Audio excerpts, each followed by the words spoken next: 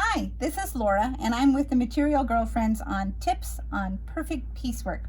The first thing you'll need to do is know your machine. Now, I know that my simple little Elna Star, she doesn't have a P for piecing.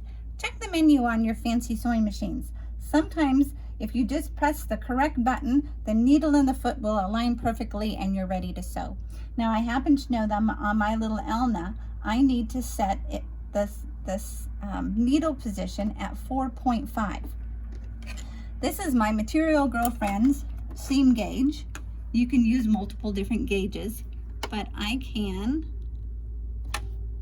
lower my needle into that little hole and know that my foot and the edge of that ruler are going to align at my 1/4 of an inch.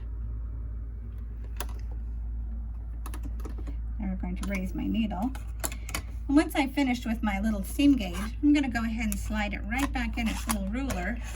And I'm going to set my phone on it so I can watch my Material Girlfriends videos on perfect piecing.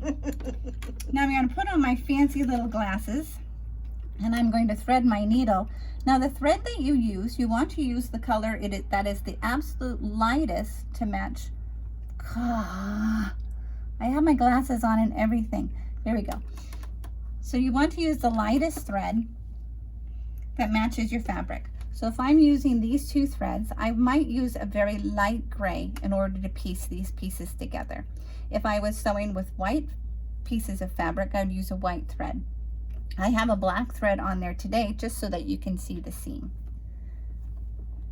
I have a towel rolled up underneath my Elna so that it tips my machine back. This way I'm able to look into my foot and sewing and needle so that I have a better view. I'm also wearing my glasses, another pair other than the ones on my table here.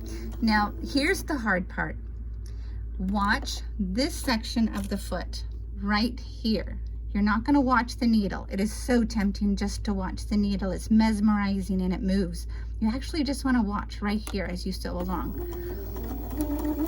If you watch only the foot and where the fabric is, you'll know that you're going to have your perfect seam allowance. Now I can use my Material Girlfriends seam guide in order to double check my seam allowance, but I'm pretty sure that's a perfect 1/4 of an inch. Do you want to show them how that works? They might not know how to use that tool. I just did. Well, the seam guide. Oh, that's a good idea.